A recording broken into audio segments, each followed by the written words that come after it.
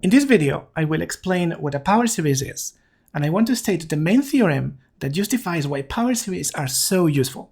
I assume that you have already watched the previous video in which I work out one example of a power series. The motivation behind power series is this.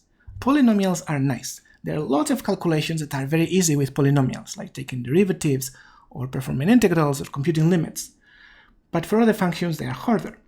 So how about we expand the family of nice easy functions from polynomials to infinite polynomials?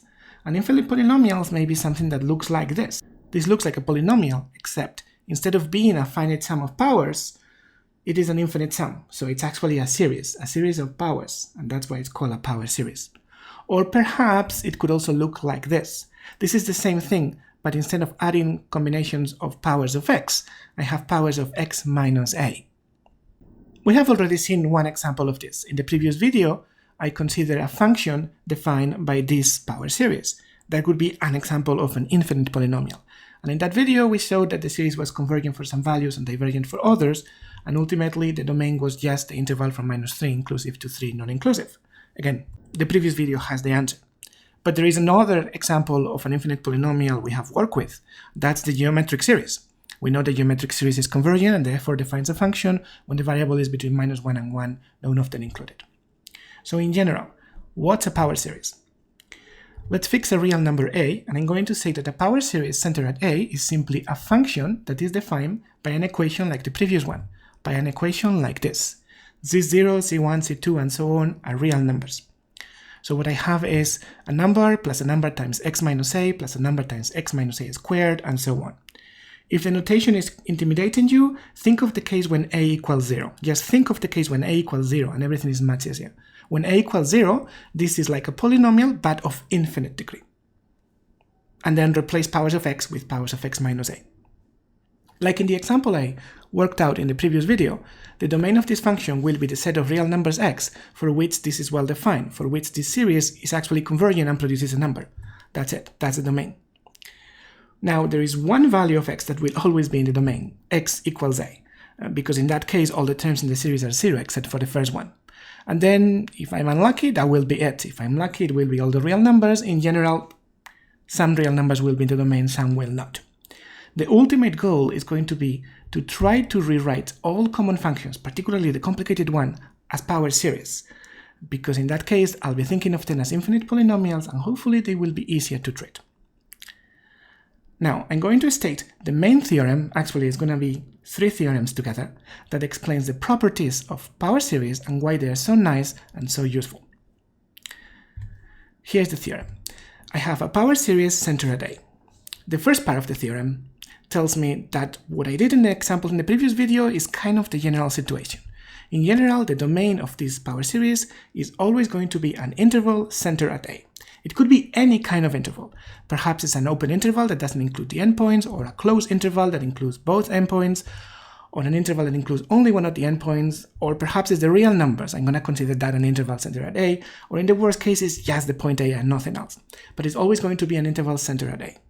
That kind of makes sense, because the farther away x is from a, the larger x minus a is, and therefore the more likely the series is to diverge.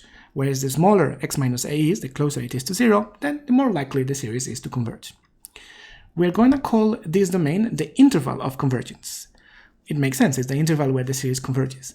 And we're also going to give a name for the radius of this interval, which is half its length. That's going to be called the radius of convergence. Keep in mind that I am including the possibility that this radius could be 0, in the case I only have 1 point, or infinity, in the case that the domain is all the real numbers. The second part of the theorem says something else. In the interior of the interval of convergence, well, given how I define it, we know that the series is convergent in the interior. It's actually the good kind of convergence. In the interior, the series is absolutely convergent. That's good. That's an indication I'm going to be able to play with this series. In the exterior of the interval of convergence, well, the series is divergent. No surprise there. And at the endpoints, if there are any, anything may happen. The theorem doesn't tell me. So it could be that it's convergent at one of them, or both, or none of them. And also, even if it's convergent, I don't know whether it is conditionally convergent or absolutely convergent. These two parts can be summarized with a picture. If I have an arbitrary power series like this one, here is A. We know the series is always convergent at A. And if I am not in one of the extreme cases where it's convergent everywhere or only at A, then in general I'm going to have an interval centered at A with a certain radius. In the interior of the interval, the series is absolutely convergent. In the exterior, it is divergent. And at those two endpoints, I don't know. In principle, anything could happen. All right. The first two parts of the theorem told me what kind of convergence I can expect, what's the domain of a function defined this way. The third part of the theorem is the really important one. It's the one that tells me why power series are so cool. And here's what it says. In the interior of the interval of convergence, power series can be treated like polynomials. I know this is not rigorous, this is not a formal statement, but I think it very well summarizes what's happening here. What this means is that in the interior, I can do with power series all the things I can do with polynomials. I can add them, I can multiply them, I can compose them exactly the same way I add, multiply, or compose polynomials. And even better, I can also take derivatives or antiderivatives term by term, the same way I do it for finite polynomials. And this does not change the radius of convergence. Okay, as an equation, for example, let's say that this is a power series. I'm considering the case when a equals 0 first because it's simpler for notation, it's less confusing, but nothing changes if I consider an arbitrary value of a.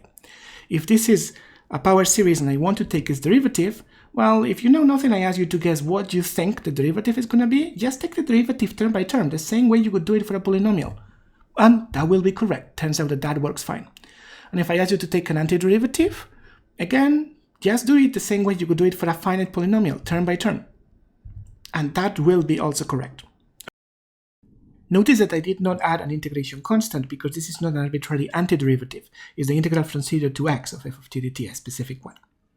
Okay, this is the big theorem and it needs to be proven.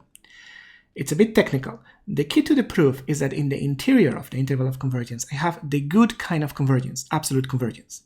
Actually, the correct technical property is that I have absolute uniform convergence on any compact subset of the interior of the interval of convergence, but that is a mouthful and I don't want to explain what that means right now. I just want to state what the theorem says and explain how to use it and then use it. And what the theorem is giving us is that, yes, for real, in the interior of the interval of convergence, power series, infinite polynomials are just like finite polynomials. Everything you can do with finite polynomials, go ahead, do it with these infinite polynomials. So don't be afraid, take the series, manipulate them. As long as you stick to the interior of the interval of convergence, they will let you do to them anything you want. You won't get contradictions, you can't break them. Having said all that, what's our goal? First, try to write as many functions as possible as power series, particularly complicated functions, because then they won't be complicated anymore, they will be just like polynomials. And we do that with Taylor series. Taylor series is the theory that allows us to rewrite functions as power series. Simple as that. Well, it's not simple. And then second, once we have that, it's playtime, because then we can use that to make many calculations like limits, integrals, estimation, differential equations, physics, much easier, because everything is easier if all functions behave like polynomials, and power series, infinite polynomials, do behave like polynomials. This is going to take quite some time. In fact, it's going to occupy us for the rest of this playlist, but it is worth it.